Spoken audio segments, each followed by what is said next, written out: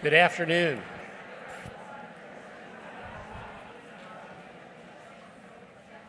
Good afternoon and welcome. I'm Bob Zerby, a member of the Savannah Book Festival Executive Committee, and after 3 days of books and writers filling our beautiful city with conversations around literature, we're here this afternoon for the closing event of the 17th Annual Savannah Book Festival.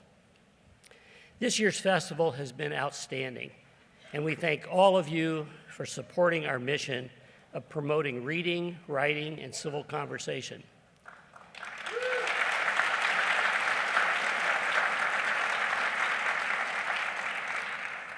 This gift to our community could not take place without the generous support of our Chairperson's Circle sponsors, the Philip E. and Nancy B. Beekman Foundation, David and Nancy Cintron, Robert Faircloth, the Courtney Knight Gaines Foundation, Betsy Lancaster, Doctors Mickey and Kristen Ott, the Gerald D. and Helen M. Stevens Foundation, and an investment from the City of Savannah. Thank you so much for your generosity.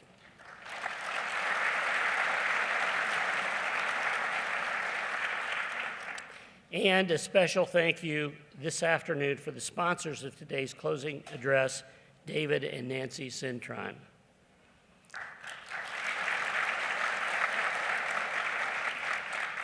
The great generosity of our donors is complemented by the great generosity of our volunteers. More than 200 volunteers donate their time to make this festival a reality every year, and our thanks go out to them. The festival could not happen without this group of dedicated individuals.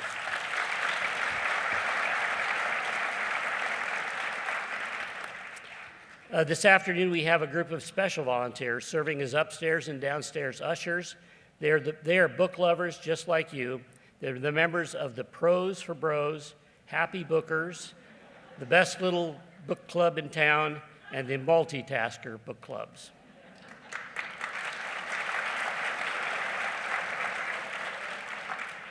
And thank you again to the 22 authors who arrived early to participate in SBF for Schools, a program supported by the Book Festival to inspire students in our area by exposing them to successful, active writers. Last, I want to thank the staff of the Savannah Book Festival, Mickey McNamara, Joyce Barnard, Ethan Matthews, and our executive director, Tara Setter, who has done an outstanding job.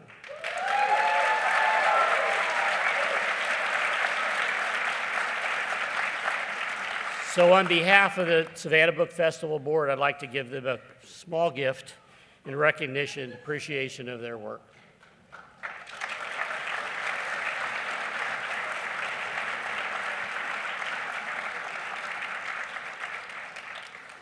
So I'd like just one more nice round of applause for all the donors, authors, volunteers, and staff that have made this possible.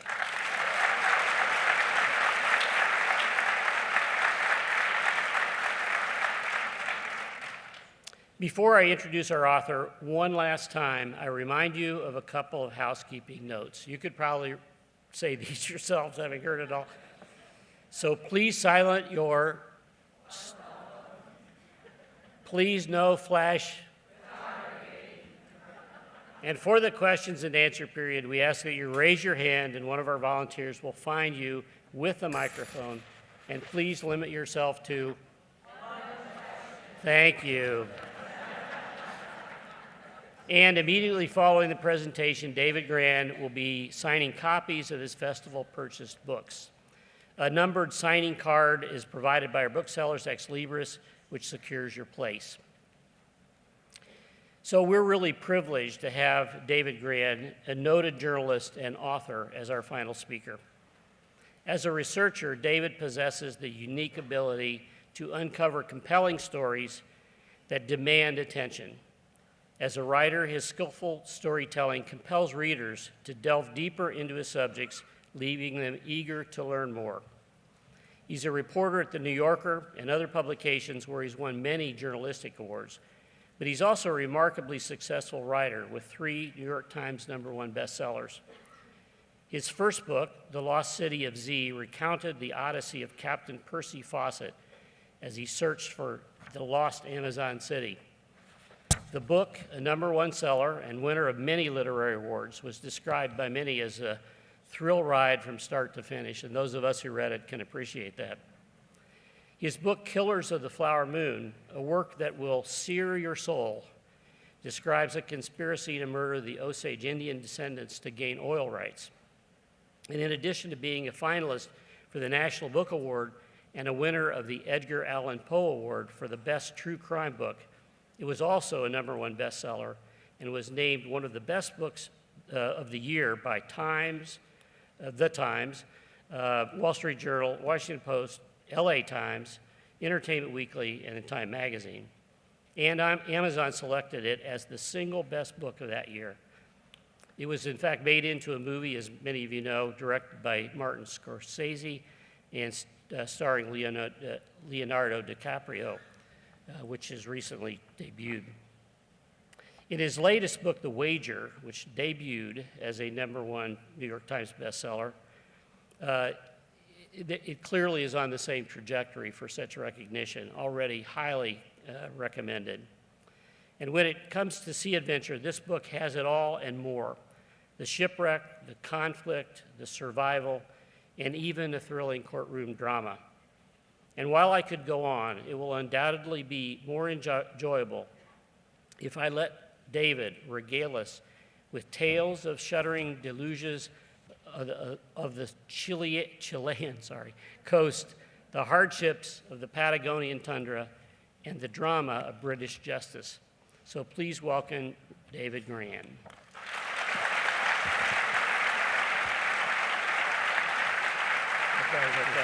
Okay.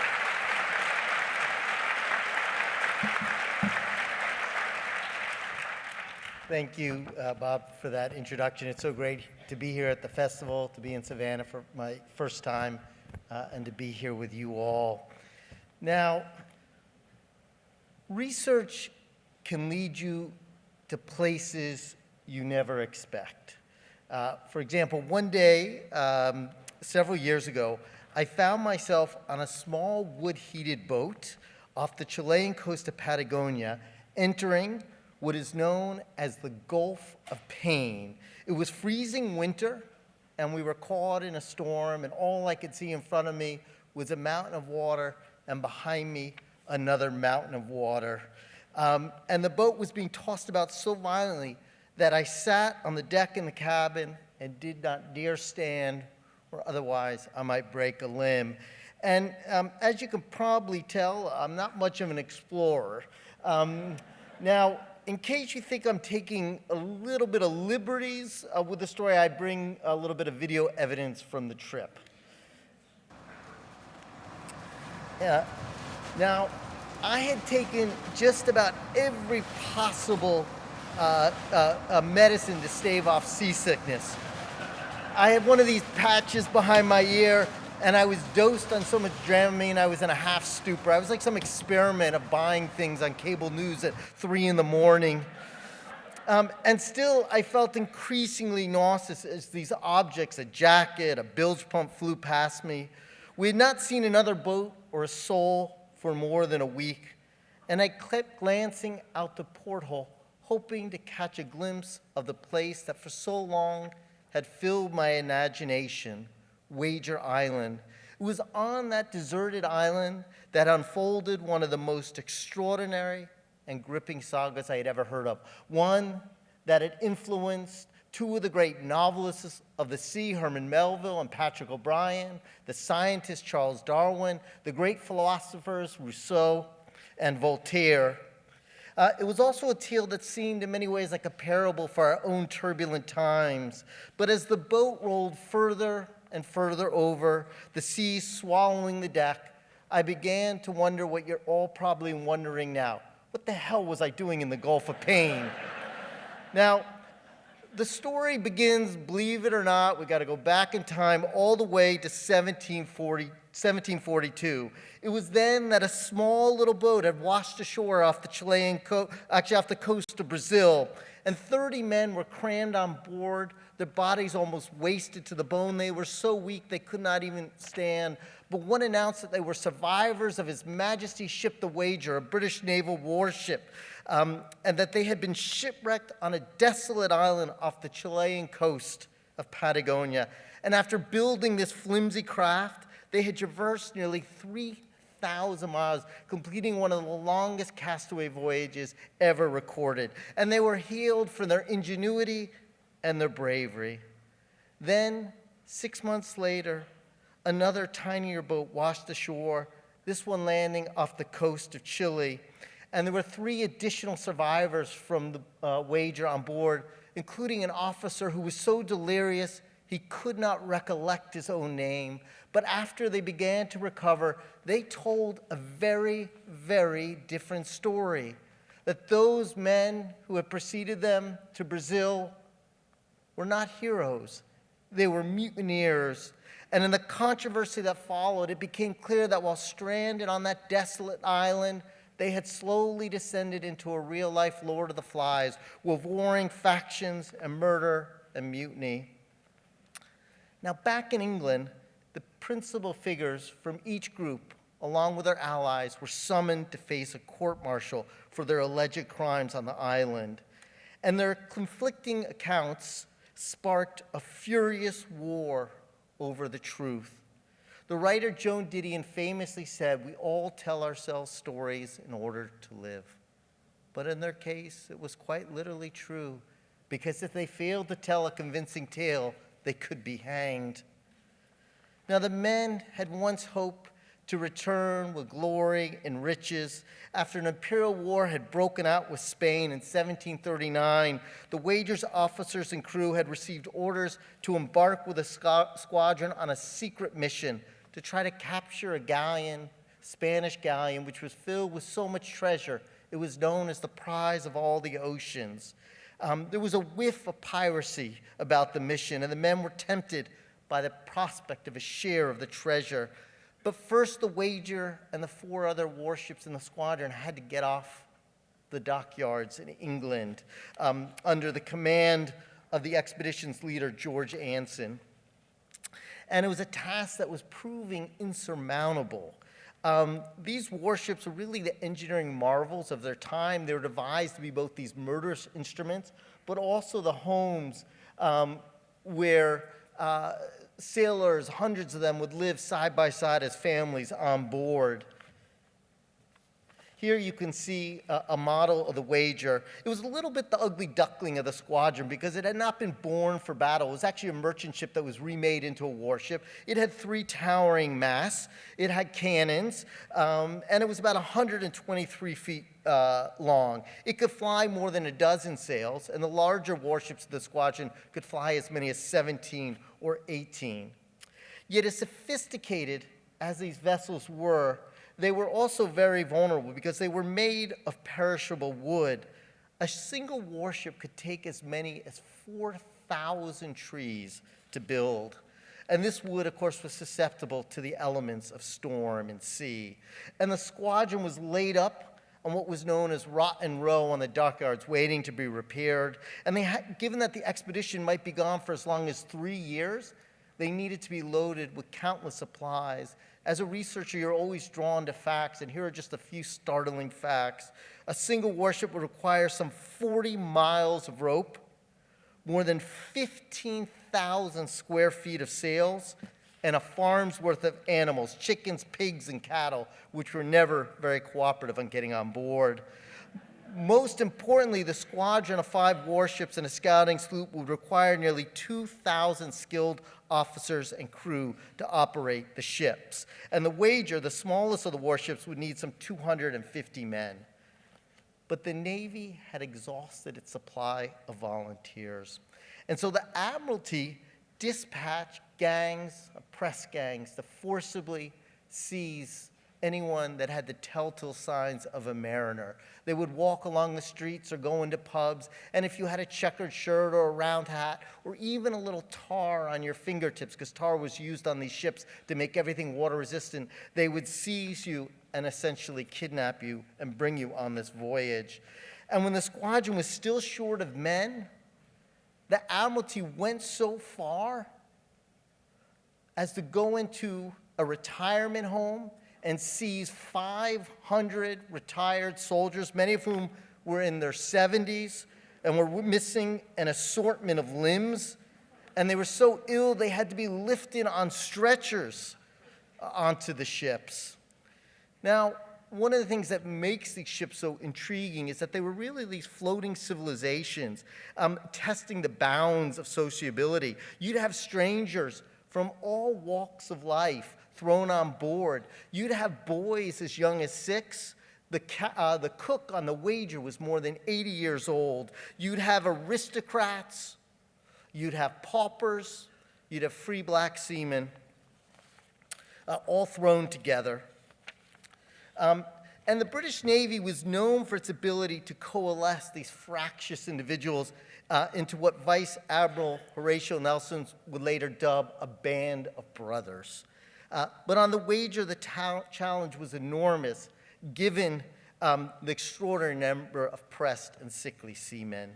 By September of 1740, nearly a year had gone by since the war had been declared when they finally set sail. The 5 warships, including the Wager, 2 cargo ships, and a small scouting sloop. And what's amazing here is this is an actual sketch done by an officer on board one of the ships, so you can actually see the vessels there. The largest vessel was the Centurion, which was the flagship, and you could see the Wager marked. One of the things that drew me to the story was not only what would happen on the voyage, but that they would each meticulously record what happened to them. Now, we all, in their journals and in their logbooks, now we all shape our stories, right? We all rummage through the facts, selecting certain parts, burnishing certain facts, editing out other pieces. We all try to emerge as the heroes of our own stories, to live with the things we have done or haven't done, and that was certainly the case here. And I focused primarily on 3 competing accounts of 3 very distinct individuals. One was David Cheap. David Cheap was somebody who was Scottish, and back on land, he had always kind of suffered embitterment and debts. He was chased by creditors, but at sea, he had always found refuge. And on this voyage, he had finally attained what he had always wanted. He had become captain of his own ship. The second perspective was told from John Bulkeley, who was the gunner of the Wager. Now, we don't know what he looked like because he could not afford to have had a portrait made of him, but we know his thoughts intimately because he was a very skilled writer, kept a very detailed diary. He was in many ways the most skilled seaman on the Wager and an instinctive leader, but because he did not come from the aristocracy, he was from the lower to middle class, he knew that he could never become captain of his own warship. And the third perspective is told from the point of view of John Byron, who was a 16-year-old midshipman on the Wager, who would later go on to become the grandfather of the poet Lord Byron, whose poetry is greatly influenced by what he referred to as my great-granddad's narrative. Unlike others on the voyage, Byron volunteered, entranced by these sea tales he had read, enraptured by the romance of the sea. And he, in many ways, is our eyes and ears on this voyage as he has to learn and come of age, both as an adult and also learning all the little ways a ship operated, including its coded language. I was surprised when I was doing the research for this book to learn how much of our own idioms today can be traced back and derived from the age of sail. For example, a scuttlebutt was a barrel filled with water where seamen It was on the deck where seamen would gather around for the water, and what would they do? They would gossip. To pipe down was the boatswain's whistle for everyone to be quiet at night. Piping hot was his call for the hot meal. The phrase under the weather had always seemed to me like a perfect metaphor for sickness, but it turns out to be quite literal. When you were on a ship and you were sick, you didn't serve on watch. You were not on deck. You were kept below underneath the elements. So you were quite literally under the weather.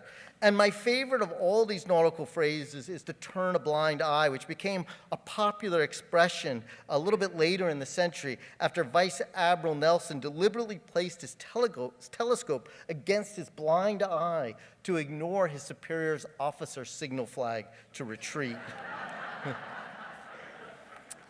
Now, one day, Byron hears that call that all midshipmen who are training to be officers would hear, which is, "Go aloft, boy, go aloft." And he suddenly had to climb one of these 100-foot masts. A fall from it would undoubtedly lead to your death. He scurried up the mast using the ropes hanging on. At some point, his back was nearly parallel to the deck. And when he got to the top, he looked out and he could see the rest of the squadron and the empty sea beyond that, on which he was ready to write his own romantic story. But of course, everything then went wrong. Because first, they find out that they are being chased by a Spanish armada, which is even larger than their own squadron. Their mission was to cross the Atlantic, go around the tip of Cape Horn at the bottom of South America, cross into the Pacific, and then try to intercept the galleon off the Philippines. But first they're being chased, then they suddenly have to confront these seas around Cape Horn.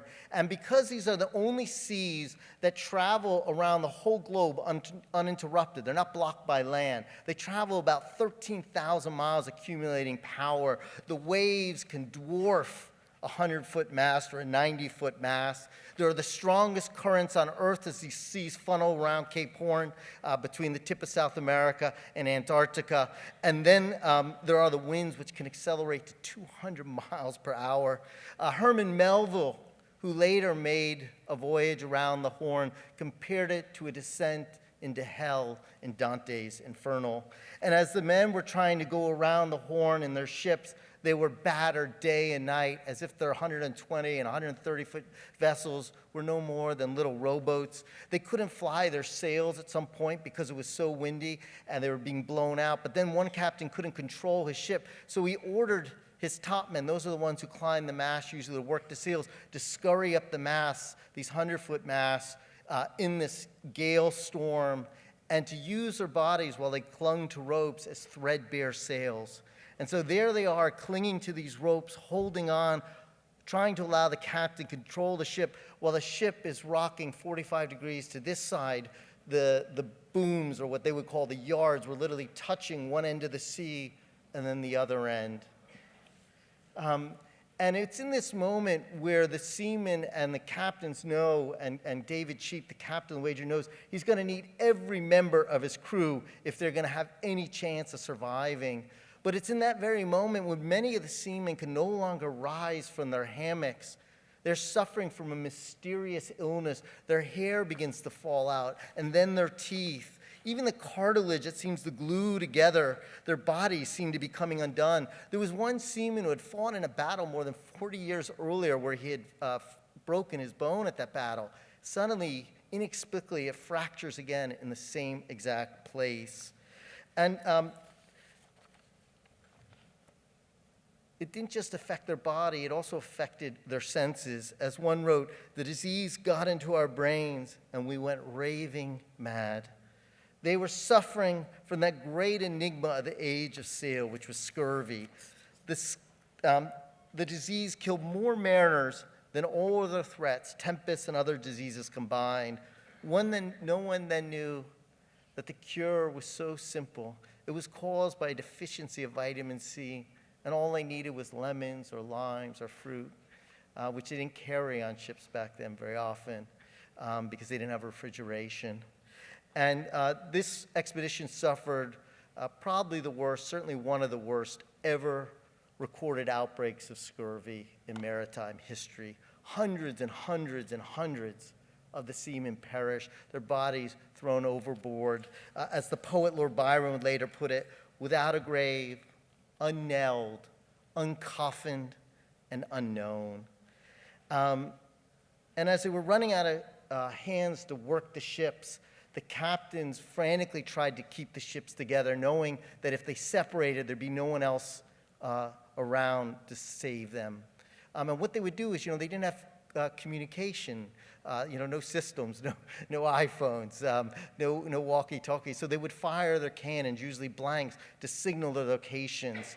But in the storm and in those seas and the fog, they eventually all scattered, and the Wager found itself completely alone, set to its own destiny. And Captain Cheap wanted to prove himself as a heroic captain, as he had always imagined himself. And he was determined to reach an area off Chile where Anson, the Commodore, had advised they should rendezvous if they ever separated. And he managed to guide the ship around the Horn, joining that elite club. But like all sailors at that time, Cheap was sailing partially blind. They could tell their latitude from reading the stars, but they had no way of knowing their longitude because that would have required a reliable clock, which had not yet been invented. So they were forced to rely on what was known as dead reckoning, which essentially amounted to some intuition and informed guesswork. And it turned out, as they came up the coast of Chile, they were not only wrong about their longitude, they were wrong by hundreds of miles, and suddenly they smash into rocks. And the ship is teetering side by side. A 2-ton anchor falls through the hull, leaving a gaping hole. And then another wave comes and washes the Wager off the rocks. So the Wager is careening through what is now known as the Gulf of Pain. Its rudder is shattered, water is pouring in, until it finally collides into another rock. And you need to understand the existential threat to seamen. Most seamen back then didn't even know how to swim. And as they smash into this other cluster of rocks, the entire ship begins to break apart. The decks are falling in, the cabins are breaking apart, water is surging upward through the bottom of the ship, the masts are falling down, rats are scurrying upward. Those who had been suffering from scurvy, who were too ill to get out of their hammocks, drowned. Yet the survivors, including Byron, scurried up onto the remnants of the ship, and when they looked out in the distance through the mist, they could see an island. And they hoped that might be their salvation. And using a little small transport boat, they ferry about 145 of them, including Captain Cheap, John Byron, the 16-year-old midshipman, and the gunner, John Buckley. But when they get on this island, it turns out to be desolate, rocky, mountainous, windy, freezing cold, constantly raining or sleeting, and worst of all, they can find virtually no food except for some mussels along the coast, which they quickly exhaust. They're forced to eat some seaweed. They do find a little bit of celery, which does inexplicably to them at least cure some of their scurvy. And I won't spoil for those of you who haven't read the book and for time everything that happened on the island. But what was so interesting, and I think you've had a chance to hear from a lot of writers this weekend, and I think all writers are in some way or another drawn to exploring the human condition, trying to understand the riddle of our mortality, the riddle of the things we do with our lives, whether it be in the past or in the present. And for me, what was so intriguing is that island will become, in many ways, a laboratory. And it will test them under the most extreme circumstances. And inevitably, it will begin to reveal their nature, both the good and the bad. And Captain Cheap is determined to try to kind of maintain order on that island, to govern the way by the same rules and regulations and strict hierarchy of a ship. But gradually, as they go hungry, their society breaks apart and they descend into these warring factions. And yet, even when they are descending into hunger, they are having these deep philosophical debates about the nature of leadership and loyalty and even empire. Should Captain Cheap remain their captain because he was the captain of their ship? Or in this democracy of suffering, could somebody like John Bulkley, who despite his class, could he suddenly rise and become a commander, that instinctive leader in his own right? Now, at one moment,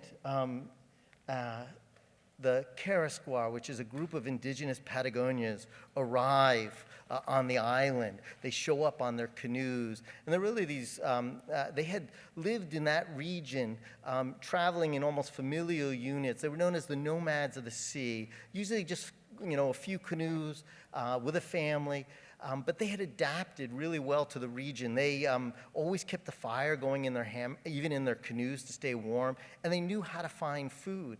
And they offer a lifeline to the starving castaways. But in the mounting chaos, some of the castaways end up mistreating the Carasquar, who eventually leave one morning. And at that point, they descend the castaways into a further Hobbesian state of depravity, and some even turn to cannibalism to survive.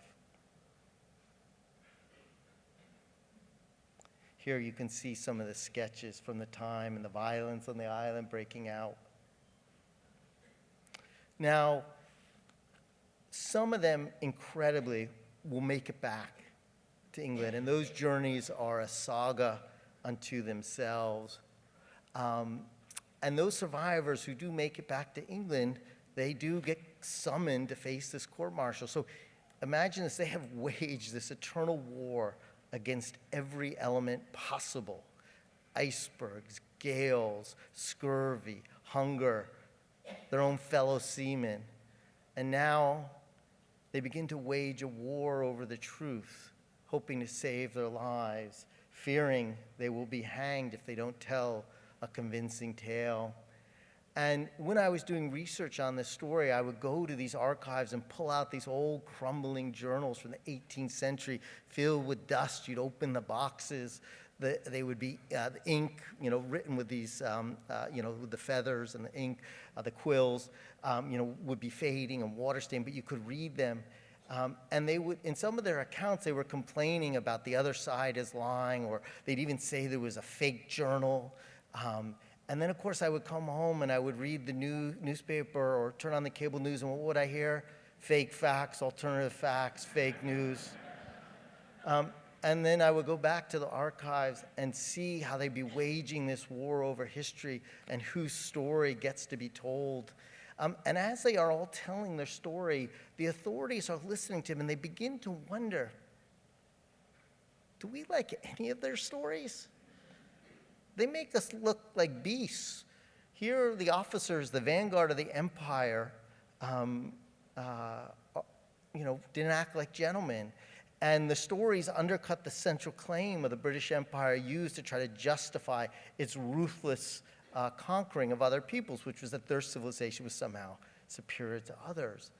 And so the empire suddenly, and the authorities suddenly decide to try to tell a different story, to manufacture an alternative history, their own mythic tale of the sea. And so just as people tell stories to serve their self-interest, so do nations. Now, when I began doing this research, I began doing it in a way that was suited to my paltry physical attributes, which was in these archives, reading these crumbling journals. And I was reading about all these competing accounts. But one of the accounts of the seaman who had survived couldn't tell his story. And his name was John Duck. And John Duck was a free black seaman on the Wager. And he had survived everything. He had survived the hurricane, the perfect hurricane as they described it.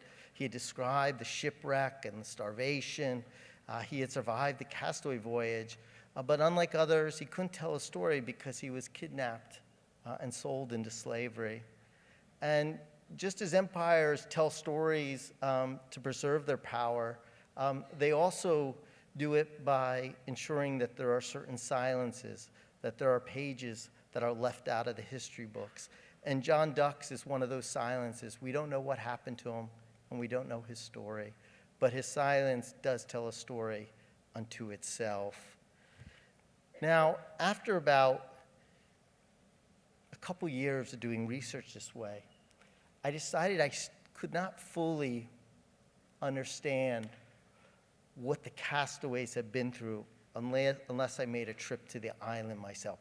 And I don't describe this in the book, but I wanted to share it with you because it informed so much of the writing, trying to get as close to the subject as possible, because I'm writing nonfiction. And so I'm always just chasing every fact, every little bit of understanding I can get to try to understand these people from another time who had gone through this. And I found this Chilean captain who said he could take me to the island. He sent me a photograph of the boat. And when I looked at it, it looked really pretty big. And I thought, oh, that's good. And then I traveled, took me many days. I had to take 3 planes and a car and then a ferry. And I get to Chiloé Island, which is about 350 miles north of Wager Island. And in fact, I'm going to try to travel in reverse the journey that some of the castaways had taken. And I finally get and take one look at the boat, and it doesn't look like the boat in the photograph. Photographs can be very deceiving. And there's our little boat. And it was heated by wood in the wintertime. That was my luxurious cabin. They gave me the best cabin on the boat. They were very nice to me. And it was so rough that for several days, we couldn't even set out. And the Coast Guard actually blockaded the port and said nobody could leave.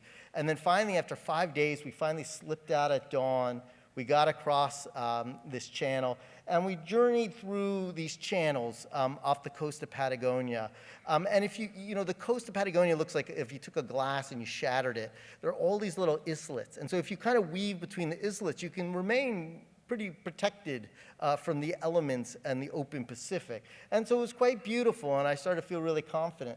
And, here we're stopping to get some wood to heat our little vessel. The captain there chopping down wood so we could stay warm at night. And then he would hook up a hose to the glacial streams on the island. That's how we got water for the ship. Let me just tell you, it was the coldest shower I'd ever taken. 10 seconds, kept me awake the whole week.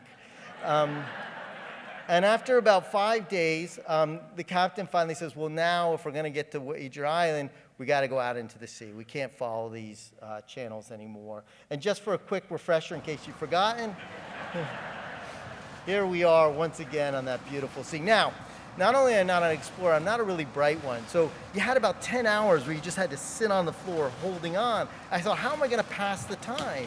I needed to distract myself. And so I thought, well, I've got Moby Dick on my iPhone on an Audible. So I listened to that.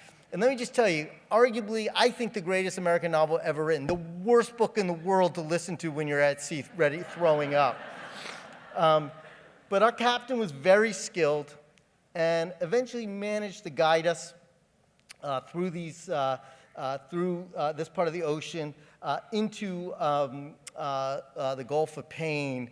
And history is really interesting. So we're on this vessel, and the captain has a map in front of me, and he's pointing out some of these islands we're going by. He says, that's Waller Island, that's Smith Island. I can't remember the other name of Hobbs, I think. In any case, I thought, God, those are curious-sounding names. I thought, God, they sound kind of familiar. And I brought with me a copy of some of the journals, and sure enough, these were the names where some castaways, when they had tried to flee Wager Island with the group, one of their little boats they had constructed had sunk, and there wasn't room for them on the other vessel, so they were abandoned on these islands. And so this was their epitaph. And what was so interesting is you often stand on history when you don't even know it. And so the captain knew these were the names of the island, but he had no idea why. And most people probably just pass these islands and don't know the history at all. And we went by another place called Cheap Canal, and even a Byron Island. And eventually we got across. It was actually pretty calm when we got across the Gulf of Pain. And the next morning we anchored at dawn. We headed out and we went to the island.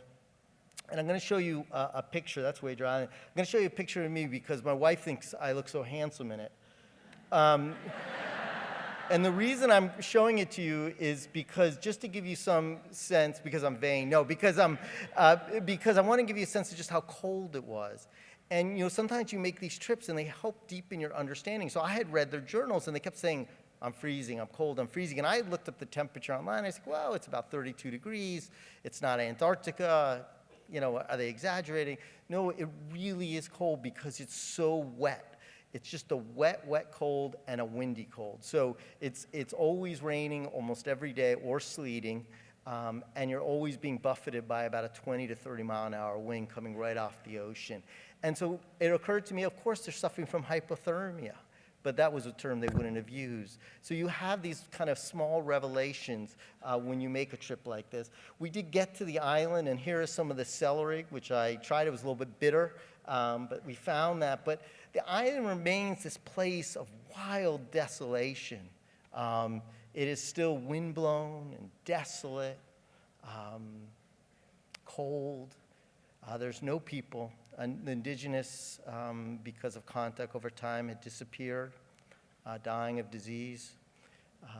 And so there aren't even the indigenous people there. So it is even more empty and desolate than it was at the time of the wager. And visiting the island, I kept thinking, well, there's got to be some food. Maybe they exaggerated. And sure enough, no, there really isn't. The celery, we found some mussels like they ate, but they had exhausted their supply. There were some birds that would fly tantalizing off the coast, but that was really about it. And I could finally understand after that journey why a British officer had described the island as a place where the soul of man dies in him. And at one point, the captain who was with us pointed to a stream near where they had camped out the castaways. And there was this timber just underneath the inland stream. And we looked at it. And they're about 5 yards long, and they're bound together. And they are the remnants of an 18th century warship believed to be from His Majesty's ship, the Wager. And we knew what they were because a joint British and Chilean expedition had discovered them about a decade earlier. And here you can see them.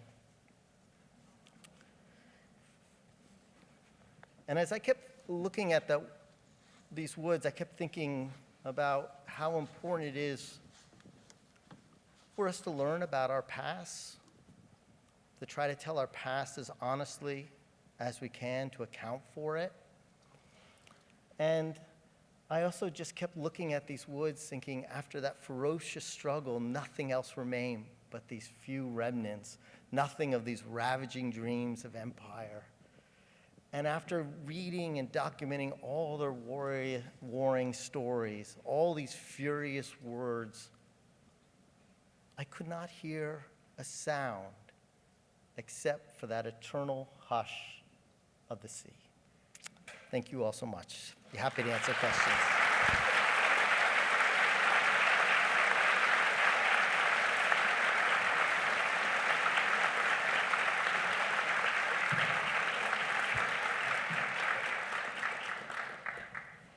So because I'm blind, I'm not just a bad adventurer, I also can't see. Quite literally, I can't see. I am half blind. So Bob's going to help point to you, and I think you'll get a mic, and you feel free to hit me with anything. So I have one quick question. Will you provide the name of the travel agent so we can book her? Yes, you should go on and give it 5 stars. So another round of applause for an excellent presentation. Thank you.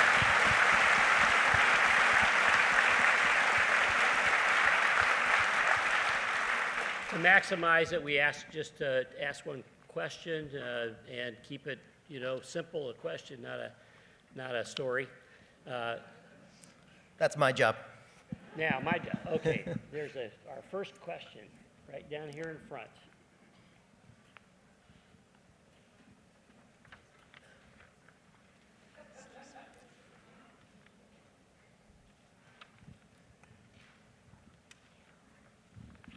So, as I already told you, I loved your book. My question is, I had never heard about this story. I knew nothing about this shipwreck or this adventure. Where did you first hear of this that intrigued you enough to do the research and write the book? Yeah. So I had finished Killers of the Flower Moon and was looking around for a new book subject. I'm a generalist, so I don't cover a beat. And so each time I kind of have to begin completely anew, which is always a little terrifying. Not just in terms of what the project will be, but just even to find the idea. I'm not mining a beat where I'm going to kind of return. I'll probably never write an 18th century maritime story again. I was interested in mutinies. And I thought, well, that's kind of an interesting subject. So I was reading about mutinies. And somehow, when I was doing that, I was online, and I had stumbled upon in a British archive an old 18th century scanned journal. And it turned out to be the journal written by John Byron. And I started reading it. And at first, it's written in this very kind of stilted 18th century prose. It's kind of faded.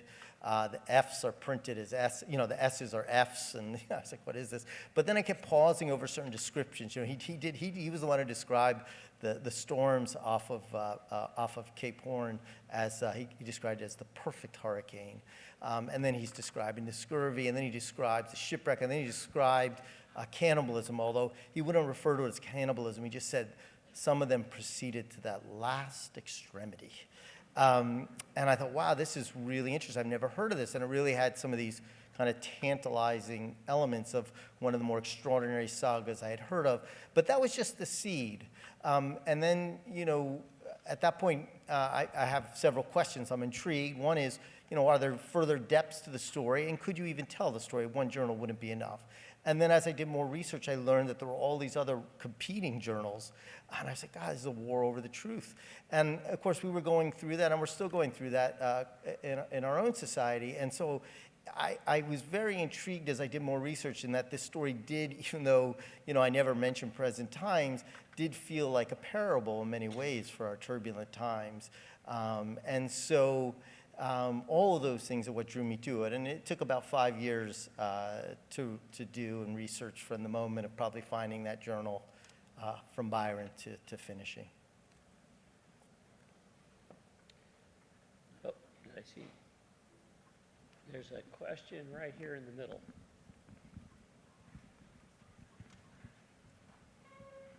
Mr. Grann, welcome to Savannah. And David, welcome to Savannah. This is Peter Herring speaking from Westport. Oh, And I know hey, that you Peter. were raised by the water, and the water had a lot to do with your upbringing and with my son, of course. When you were doing this and you were writing this book, was it because you were raised by the water and you enjoyed living by the seashore? That's a great question. It's so great to see you. Yeah, I grew up with his son, and I grew up by the water. My father was a sailor, and for me, the sea has always been an entrancing place. So I think, when you're drawn to subjects, some of it is unconscious. It is kind of your own unconscious experience. And so for me, the chance to write about the sea was such an allure because I probably shared some of those ideas of Byron. I could identify with Byron with this romance of the sea. Of course, then when you get into the story, you think maybe I'll never go to sea again. And my one regret was my father, who was the sailor of the family and taught me to sail, and was a little bit of a mad captain leading us through storms and whatnot, had Alzheimer's. So I used to tell him a little bit when I was doing the research, but if there was one person I wish could have read the book, who I think would have appreciated it more than anything else would have been my father. we are really indebted to you for doing something like this. Those of us who love history and read and study history, to find these stories that suddenly seem to come out of nowhere. Has this inspired you when you put all this together and try to kind of condense it into a novel? Does this give you an inspiration perhaps to look for other stories that we haven't heard, that we all of a sudden seem to just come out of nowhere? Yeah. I mean, it's interesting. Even when I was a reporter kind of covering the news and early in my life, I was always kind of drawn to the more offbeat story. I was a person, if there was like a World Series or something and you were sent to cover it, or you were sent to cover a presidential campaign, I always wanted to be with the losing campaign. I'd always go to the losing locker room because I thought there was more pathos and that struggle would be more revealing. And so I've always been a little bit off the beaten track. And I've always been, for me, great stories are timeless. So I never thought I would be writing about the 18th century. I didn't sit around saying, it took me a year to learn how to read these documents and become, even though I had grown up on sailing, the language of these ships is completely different. And I had to learn a whole new coded language with these wonderfully patient naval historians, British naval historians who were exasperated but taught me very well. But you find a story, it's not always the most obvious story, but it can tell and it can speak. And a great story can still speak. And all of our memories, by the very nature of our existence, are limited. You know, we experience certain things and we inevitably forget or move on. The news media moves on from stories. And so many of those stories get left behind, and they can still tell us as much as any big story, I think. And for me, the biggest change was I began my career as a reporter covering the news, which means new, something happening, realizing that it doesn't need to be new to be any more revealing. And sometimes it's those stories in the past where we have the hindsight, all the documentation or more documentation, that we're able to see them fuller and richer and really plumb them for their depths. I think there was wasn't there someplace along here somebody earlier? No? Hi. I was wondering while reading, if you were pressed onto one of these ships, which role would you want to take? Well, boy. Boy, oh boy, oh boy. I think I would have been, you know what I would have been? I would have been one of the deserters. And there were a lot of them. You know, it was really funny. When they were getting ready to leave from England, there were so many deserters. And, you know, you can read the muster books where they were, and you see the word R. It took me a while to figure out what R meant, but R meant run. And they kept running. Even though you're supposed to be severely punished if you ran, I don't know if you're supposed to be executed, but you're supposed to be severely punished, but they wouldn't punish you. They needed boys so much they would just take you, put you right back on the ship. But there were so many runners that they would make sure to anchor the ship off the dockyard once they were loaded with men, and since most of them couldn't swim, there'd be no way for them to get off. So yes, I would have been one of the cowardly deserters probably. Although the great thing about these books, let me say, and it is true, that one of the reasons you're drawn to these stories on a more serious note is that you wonder who you would be. Who would you have been on that island? And I wonder that every day I worked on that book. You know, who would I have been? You know, would I have been Byron? Would I have been Bulkley? Would I have been Captain Cheap? Who would I have gone with? Who would I have allied myself with? And I think if you think you know the answer, you're not asking yourself seriously enough. And I think that's one of the great tests, and also goes back to that question about an old story. Those questions are no less relevant that you would ask yourself about your own nature when you're trying to judge others' nature.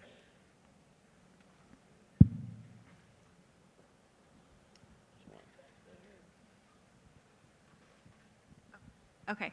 I was going to ask about Killers of the Flower Moon. I did make it through the Scorsese movie without a bathroom break, so I'm feeling very proud of myself for that. The thing I loved about that book is the perspective of Molly Burkhart and how you were able to tell a lot of her story, because there were people that survived from that time and were descendants of hers. You mentioned the freed seamen in this story did not have a written record left behind. So I was curious what responsibility you feel when you begin to research and you find that there are these hidden stories that are even further buried because of the marginalization of the person involved, how you tell their stories if you have no documentation of that era, and what, I guess, responsibility you feel to tell that story. Yeah. So, you know, one of the things that drew me also to The Wager was the experience of working on Killers of the Flower Moon, which, for those of you who haven't read, is about the systematic murder of members of the Osage Nation in Oklahoma for their oil money during the early parts of the 20th century. And, you know, while the Osage obviously knew their history well, most people outside the Osage Nation, even in Oklahoma when I was researching the book, were unfamiliar with that history. We had, and I include myself, were completely ignorant of it. We had effectively excised it from our conscience. and our consciousness, both. And so one of the things that drew me to the wager was I was very interested in why certain history gets remembered and how it gets remembered. And that was a really revealing experience, because for everything I write about, I'm just learning. I mean, for me, everything in life is learning. I'm not an expert on anything. I'm just learning. And so I was really struck by that. And one of the things that really struck me about the wager, why I wanted to tell it was one of the really closest illustrations where you can see of how history gets made and written and distorted and remembered and what gets left out.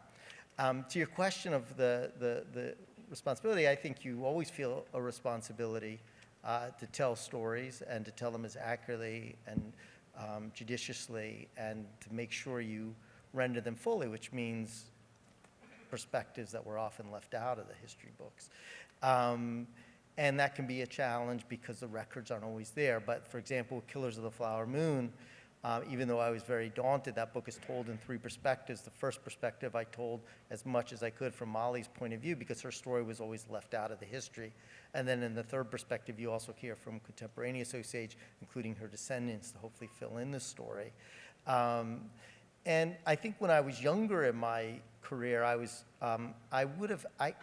think there is a tendency when you write history or write stories, if the author doesn't know something, is to try to still seem all-knowing, and to kind of elide the gaps in your knowledge, so that you seem more omniscient. And as I've gotten older, I'm much humbler, and I realize that rather than elide the silences, it's important to highlight them even when you can't tell the story. So I can't tell John Duck's story. There's no way I can tell his story. There's not a single record. I mean, I could find little bits from when he was on the ship, but once I know he was kidnapped, I had record that he was kidnapped and sold into slavery, but after that, he disappears from the historical records. I couldn't find anything. So I can't tell his story, but I can acknowledge his story, and I can acknowledge its silence. And so I think, and hopefully by doing that, you're letting that silence speak and tell its own story. So I hope that answers your question. Anybody up above? Yes. There's a question over there. It seems to me that this would have been a story easier told as historical fiction. And I'm wondering why, is that true? And I'm wondering why it was important to you to tell it as nonfiction. And just looking at John Duff, the free black man, you could have, if you wanted to, if it was historical fiction, filled in his story. Yeah. And Yeah. is it more difficult to keep the reader engaged when it's nonfiction? Yes and no. Yes and no. It's a really good question.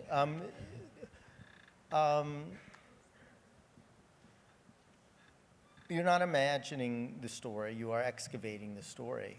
And so I often find that reality is stranger than fiction, or can be stranger than fiction. You know, there's a great quote from Sherlock Holmes about that. I've always kind of believed that. And so there are things that, like, I don't think the mind could invent. You know, these people climbing on the mast, you know, stripping and just clinging to the ropes and using their bodies as sails. And there are so many elements of this story, you know, where you just kind of gasp.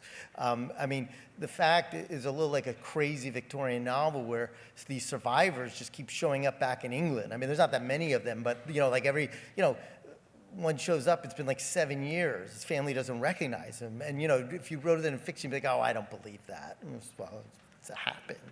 And sometimes your challenge in nonfiction is actually making the facts credible because it's so mind-boggling, and astonishing. But there are challenges. So I see them as very different mediums. But the 2 reasons I do nonfiction are, 1, I stink at fiction, and 2, for me, I am exploring questions of truth, and not emotional truth, but factual truth. And the way we process facts and render them or distort them, and the way we render history, our searches for the truth. If you read Killers of the Flower Moon or The Lost Cities, there's kind of a theme that does connect these very different books. And so you really need to do that through nonfiction. If you were taking liberties or imagining, then you are participating then in the distortion of what you are trying to explore. And why do I do that? I don't do that because I am a postmodernist in the sense that I don't believe in truth. I actually obsessively believe in it, and if nothing else, I actually want to explore how we can become better discerners of it. So when history is being distorted, I want us to be better discerners of how and why. You know, when my daughter comes to me and says, I just saw this on TikTok, what do you think? I want us to say, well, let's figure out where that came from, and let's drill down on that. And then when we drill down on it, well, is that a credible source? How do we know that's a credible source? We live in a world of disinformation and misinformation, deep fakes, and I think it is incumbent upon us in our lives, and this isn't to denigrate fiction at all, because I read more fiction than nonfiction. Fiction is incredible and gets the truth. But in terms of what I'm trying to get at, I think we need to become more discerning of reality. And so a book like this is trying to explore that, but then it does suffer the limitations that you can't imagine and take liberties. I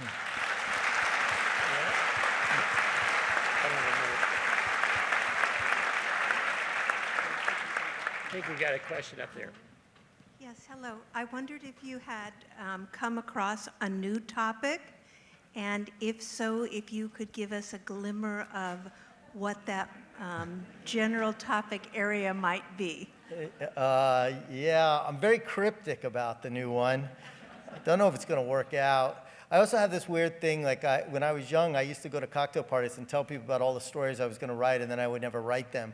So after that, I swore that I would never go to a cocktail party and say what I was working on because it would never get written. All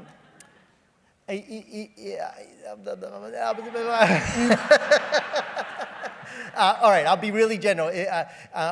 Espionage, that's probably very general, but it's a realm that has always interested me very much for the themes we've been discussing today. And it's another opportunity for me to explore these questions of discerning and assessing realities and making sense of them. But it is a world that is new to me, so I'm learning all sorts of things and cryptonyms and new lingos, which I got from ships. You know, when the ships it was scuttlebutt and piping hot, and now it's like need to know and you know, dead drops, and it's very but it's exciting. I'm excited, but a little terrified as I am with the beginning of every project. You think this is going to be your wager, and you're going to end up shipwrecked on an island.